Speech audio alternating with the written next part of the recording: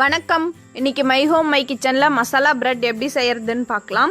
Masala bread செய்யறதுக்கு 4 முட்டை எடுத்திருக்கேன். முதல்ல ஒரு பவுலில் முட்டை எல்லாத்தையும் உடைச்சி ஊற்றிடலாம்.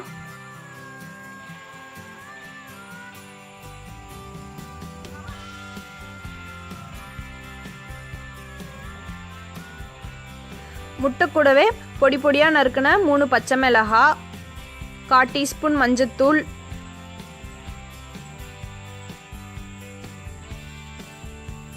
2 டீஸ்பூன் இஞ்சி பூண்டு விழுது, அப்புறம் கொஞ்சமாக பொடி பொடியாக நறுக்கின கருவேப்பிலை இலை,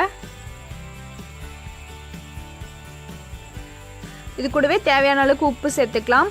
நான் கல்லுப்பை பொடி பண்ணி சேர்த்துருக்கேன்.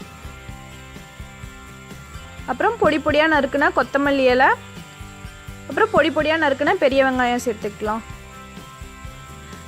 இது வெங்காயத்து கூடவே 1/2 கப் அளவுக்கு காய்ச்சி ஆற வச்ச பால் சேர்த்துக்கலாம். பால் சேர்த்துட்டு நல்லா கலந்து விடலாம். கொத்தமல்லி வெங்காயம் உங்களுக்கு எவ்வளோ வேணுமோ அவ்வளோ சேர்த்துக்கலாம். கம்மியாக வேணும்னா கம்மியாக சேர்த்துக்கோங்க, நிறைய வேணும்னா நிறைய சேர்த்துக்கோங்க. அப்புறம் இது கூடவே குடமிளகாய் பொடி பொடியாக நறுக்கி போடலாம், அதுவும் ரொம்ப நல்லாயிருக்கும். இப்போ நல்லா கலந்துட்டு தேவையான அளவுக்கு மிளகுத்தூள் சேர்த்துக்கலாம். காரத்துக்கு தகுந்த மாதிரி சேர்த்துக்கலாம்.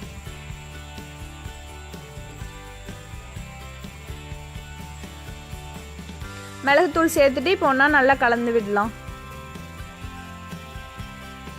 எல்லாம் நல்லா ஒன்றா கலந்ததுக்கப்புறம் இதை அப்படியே கொஞ்சம் ஓரமாக வச்சிடலாம். ஒரு 20 நிமிஷம் அப்படியே நல்லா ஊறட்டும். அது ஊறுற நேரத்தில் நம்ம ப்ரெட்டோட அந்த ஓரங்களை நறுக்கி எடுத்துட்டு முக்கோணமாக இருக்க மாதிரி நறுக்கிக்கலாம். நான் அதே மாதிரி 10 ப்ரெட்டை முக்கோணமாக இருக்க மாதிரி நறுக்கி வச்சுருக்கேன். 20 நிமிஷத்துக்கு அப்புறம் அடுப்பில் ஒரு தவா வச்சுட்டு அது மேலே கொஞ்சமாக எண்ணெய் சேர்த்துக்கலாம். எண்ணெய் சேர்த்துட்டு நம்ம நறுக்கி வச்சுருந்த ப்ரெட் இருக்கு இல்லையா, அதை நம்ம கலந்து வச்ச அந்த முட்டை கலவையில் நல்லா 2-3 தடவை நல்லா மூழ்கிற அளவுக்கு டிப் பண்ணி எடுத்துட்டு தவா மேலே வச்சிடலாம்.